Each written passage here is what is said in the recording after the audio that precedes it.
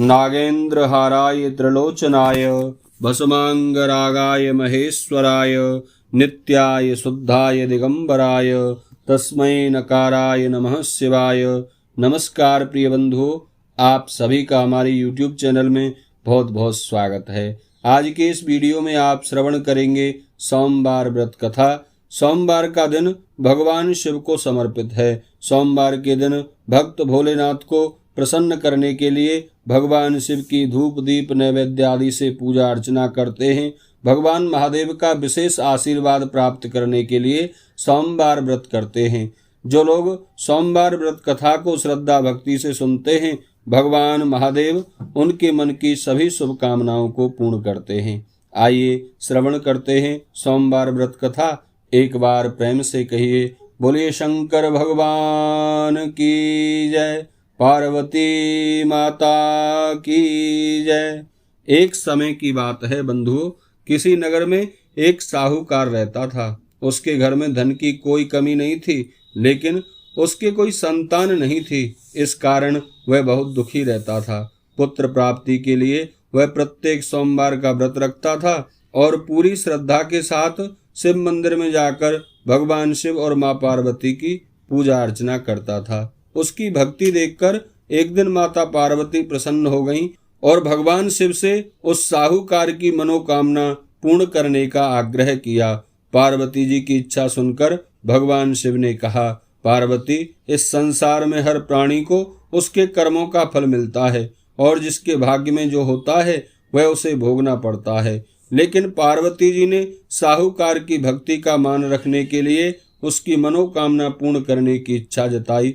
माता पार्वती के आग्रह पर शिवजी ने साहूकार को पुत्र प्राप्ति का वरदान तो दिया, लेकिन साथ ही यह भी कहा कि इसके बालक की आयु केवल 12 वर्ष होगी। माता पार्वती और भगवान शिव की बातचीत को साहूकार सुन रहा था। उसे ना तो इस बात से कोई खुशी हुई और ना ही कोई दुख हुआ।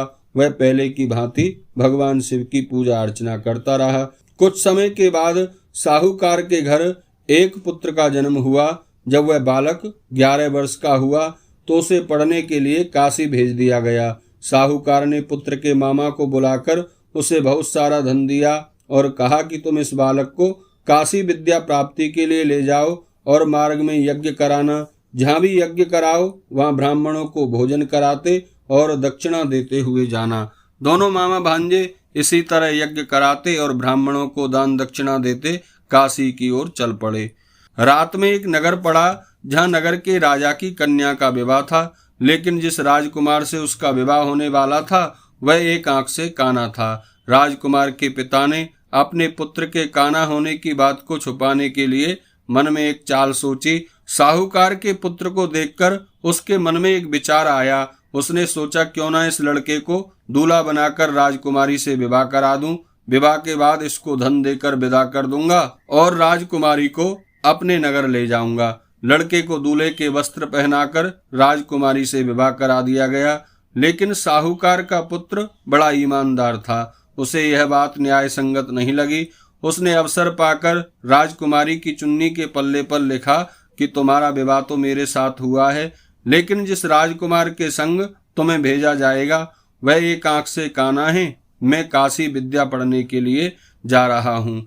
जब राजकुमारी ने चुन्नी पर लिखी बातें पढ़ी तो उसने अपने माता पिता को यह बात बताई। राजा ने अपनी पुत्री को विदा नहीं किया, जिससे बारात वापस चली गई। दूसरी ओर साहूकार का लड़का और उसका मामा काशी पहुंचे। वहां जाकर उन्होंने यज्ञ किया।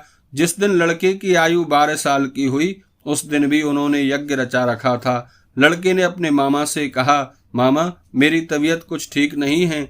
मामा ने कहा, कोई बात नहीं, तुम अंदर जाकर सो जाओ। शिवजी के वरदान अनुसार कुछ देर में ही उस बालक के प्राण निकल गए। मृत भांजे को देख उसके मामा ने विलाप शुरू कर दिया। संयोगवश उसी समय शिवजी और माता पार्वती उधर से जा रहे थे। पार्वती जी ने भगवान शिव से कहा, हे स्वामी, मुझे इसके रोने के स्वर सहन नहीं हो रहे हैं। आप इस व्यक्ति के कष्ट को अवश्य दूर करें।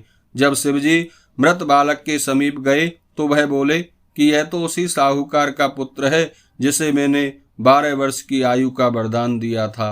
अब इसकी आयु पूरी हो चुकी है, लेकिन मातृभाव से विभोर माता पार्वती ने कहा, हे महादेव, आप इस बालक को और आयु देने की कृपा करें, अन्यथा इसके वियोग में इसके माता पिता भी तड़प तड़प कर मर जाएंगे।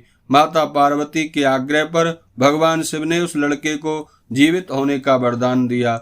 शिव जी की कृपा से वह लड़का जीवित हो गया। शिक्षा प्राप्त करके लड़का अपने मामा के साथ अपने नगर की ओर चल दिया।